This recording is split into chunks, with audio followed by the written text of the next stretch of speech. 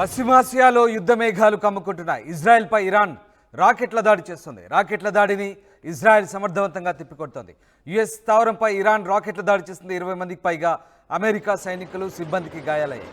ఇజ్రాయెల్కు America మద్దతిస్తోంది. ఇజ్రాయెల్కు మద్దతుగా jets యుద్ధ నౌకలు పంపింది అమెరికా. ఇరాన్తో యుద్ధంలో ఇజ్రాయెల్కు ఎలాంటి పరిస్థితులు ఎదురైనా ఎదుర్కొనేందుకు సిద్ధంగా ఉన్నామని జో బైడెన్ ప్రకటించారు. మరోవైపు ఇజ్రాయెల్కు అమెరికా మద్దతు ఇవ్వడంతో రష్యా, చైనా మద్దతు కోరింది ఇరాన్. అమెరికా ఆధిపత్యాన్ని నిలువరించేందుకు రష్యా, చైనా, ఇరాన్ కూటమిగా ఏర్పడాలని ఇరాన్ ప్రతిపాదిస్తోంది. హమాస్ అగ్రనేత ఇస్మాయిల్ హనియే హత్యతో యుద్ధ వాతావరణం నెలకొంది. హనియే హత్య వెనుక ఇజ్రాయెల్ ఉందని ఇరాన్ ఆరోపిస్తోంది. ఇజ్రాయెల్ ఇటీవల జరిపిన దాడుల్లో హిజ్బుల్లా సీనియర్ కమాండర్ శుక్రవారం మృతి చెందారు. దీంతో ఇజ్రాయెల్పై యుద్ధానికి కాలు దూవుతోంది ఇరాన్, హిజ్బుల్లా. ఈ నేపథ్యంలో తాజాగా ఇజ్రాయెల్పై ఇరాన్ చేసినటువంటి రాకెట్ దాడి దృశ్యాలు ఒకసారి మనం చూడొచ్చు. భయంకరమైనటువంటి రాకెట్ దాడి దృశ్యాలు ప్రస్తుతం వెలుగులోకి వస్తున్నాయి. ఇజ్రాయెల్పై ప్రతీకార చర్యలకు దిగుతోంది ఇరాన్. ఇక నేరుగా ఇరాన్ డైరెక్ట్గా రంగంలోకి దిగుతోంది. ఒకవేళ యుద్ధం కనుక వస్తే ఇరాన్కు సహకరించేందుకు అటు చైనా, రష్యాలు సిద్ధంగా ఉండాలంటూ ఇరాన్ కూడా వాళ్ళను వేడుకుంటుంది. ఈ నేపథ్యంలో ఇజ్రాయెల్కు ఇప్పటికే అమెరికా మద్దతు ప్రకటించింది. మరోవైపు ఫ్రాన్స్, అమెరికా, బ్రిటన్ లాంటి దేశాలు ఇటు ఇజ్రాయెల్కు మద్దతు ఇస్తే అటువైపు చైనా, రష్యా ఇరాన్కు మద్దతు ఇచ్చే అవకాశాలు లేకపోలేదు పరోక్షంగా. ఈ నేపథ్యంలో మళ్ళీ యుద్ధ వాతావరణం తప్పదా? ఒకవేళ ఇదే కనుక జరిగితే మూడో ప్రపంచ యుద్ధం ప్రారంభమైనట్లయినా అనే సందేహాలు ఎప్పటి నుంచో వ్యక్తమవుతున్నాయి. ఇజ్రాయెల్, హమాస్ మధ్య జరుగుతున్న దాడి కాస్త దేశాల మధ్య యుద్ధంగా పరిణమించింది. ఇప్పుడు ఆ దాడి కాస్త ఇరాన్ డైరెక్ట్గా రంగంలోకి దిగే పరిస్థితి తలెత్తింది. మీరు చూస్తున్న దృశ్యాలు రాకెట్ దాడి దృశ్యాలు. భయంకరమైన రాకెట్లు ఇజ్రాయెల్ వైపు పరుగులు పెడుతున్నాయి. వందల సంఖ్యలో ఇజ్రాయెల్పై ఇరాన్ రాకెట్ దాడి దృశ్యాలు మనం ఒకసారి చూడొచ్చు. హమాస్ అలాగే హెజ్బుల్లా, అటు ఇరాన్, లెబనాన్ కేంద్రంగా చేసుకొని హెజ్బుల్లా దాడులు కొనసాగిస్తుంది. విచక్షణారహితంగా దాడులు చేస్తుండడంతో ఇజ్రాయెల్లోని ఓ ఫుట్బాల్ మైదానంలో ఉన్న 12 మంది చిన్నారులు, యువకుడితో సహా మొత్తం 13 మంది బలైన నేపథ్యంలో ఒక్కసారిగా ఇజ్రాయెల్ మళ్ళీ ప్రతీకార దాడులకు పూనుకుంది.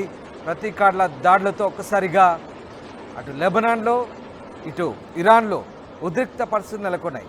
ముఖ్యంగా ఇరాన్లో తలదాచుకున్న హమాస్ చీఫ్ ఇస్మాయిల్ హనియేని హత్య చేయడంతో పరిస్థితి మరింత ఉద్రిక్తతకు దారితీసింది.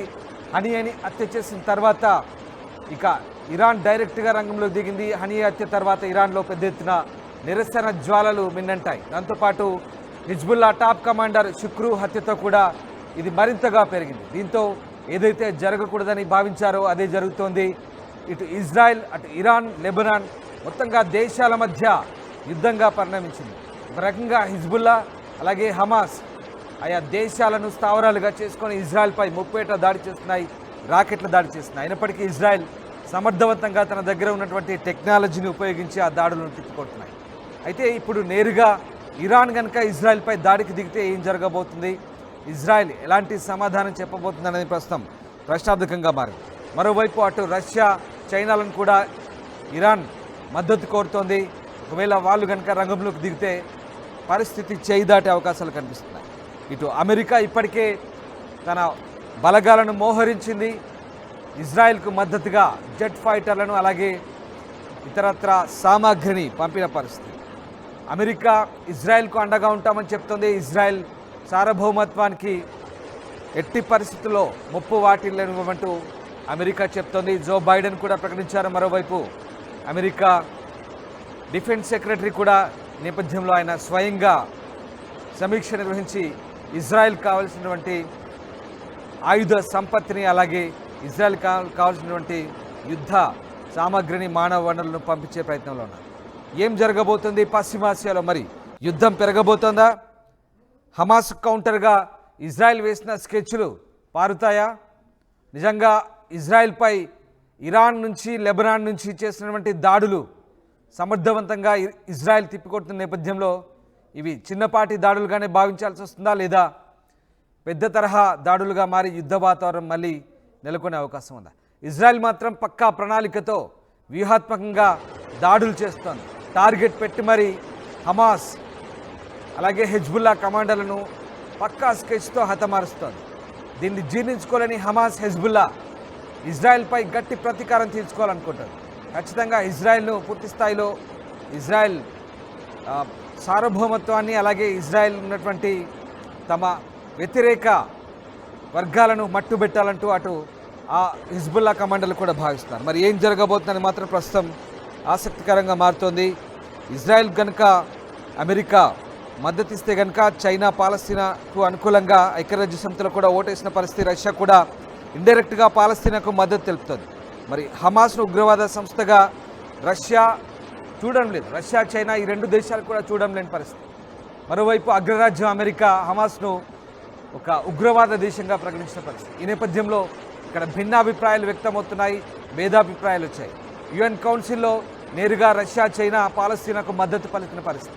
సో ఏం జరగబోతుంది? పాలస్తీనాకు మద్దతుగా ఆ రెండు దేశాలు రంగంలోకి దిగుతాయా? దిగితే కనుక ఎలాంటి పరిస్థితులు ఉంటాయి?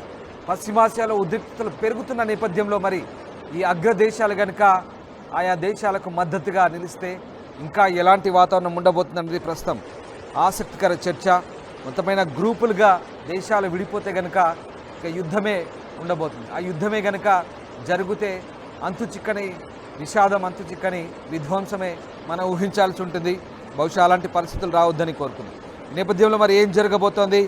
ఇరాన్ వైపు ఎవరెవరు ఉంటారు, ఇజ్రాయెల్ వైపు ఎవరెవరు ఉంటారు? అలాంటి పరిస్థితులు వస్తే కనుక నిజంగా ప్రపంచ దేశాలకు ఊహించని పరిణామాలు ఒకసారిగా మనం అంచనా వేయాల్సి ఉంటుంది. ఒకసారి మీరు చూస్తున్న దృశ్యాలు దాడులకు సంబంధించిన దృశ్యాలు. ఇరాన్ నుంచి డైరెక్ట్గా ఇజ్రాయెల్పై జరుగుతున్నటువంటి రాకెట్ దాడి దృశ్యాలు. ఇక తాడోపేడో తేల్చుకునేందుకు ఇప్పటికే ఇరాన్ సుప్రీం ఆదేశాలు జారీ చేశారు. ఖచ్చితంగా సిద్ధంగా ఉండాలంటూ తమ శ్రేణులకు ఆదేశాలు జారీ చేసిన పరిస్థితి. ఇరాన్ రెవల్యూషనరీ గార్డ్ కార్ప్స్ ఎవరైతే ఉన్నాయో IRGC కమాండోస్ వీళ్ళంతా కూడా సిద్ధంగా ఉన్నారు. ఇప్పటికే ఇజ్రాయెల్పై దాడి చేసేందుకు వాళ్ళందరికీ కూడా ఇప్పటికే పరోక్షంగా ఆదేశాలు కూడా వచ్చినట్టుగా తెలుస్తుంది. కావలసిన ఆయుధ సంపత్తిని కూడా సమకూర్చుకున్నట్టుగా తెలుస్తుంది. మరి ఏం జరగబోతోంది? ఈ నేపథ్యంలో ఇరాన్ డైరెక్ట్గా కనుక ఇజ్రాయెల్పై నేరుగా ఇక దాడికి దిగితే పరిస్థితులు చేదాటాయా? ప్రపంచ దేశాల్లో ఇదే ఆందోళన. ఏం జరుగుతుంది పశ్చిమాసియాలో?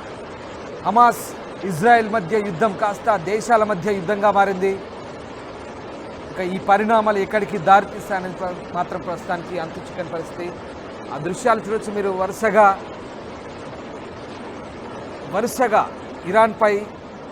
ఇజ్రాయెల్పై ఇరాన్ చేస్తున్న రాకెట్ దాడులు, అలాగే ఇజ్రాయెల్ కూడా గాజాపై, వెస్ట్ బ్యాంక్పై వరుసగా చేస్తున్న దాడులు.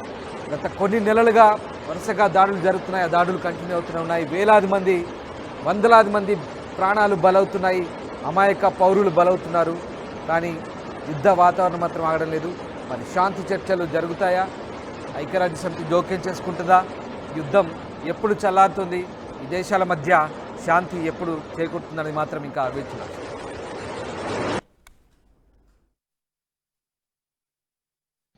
Waouh, waouh, waouh, tirez, tirez, ça l'aurait.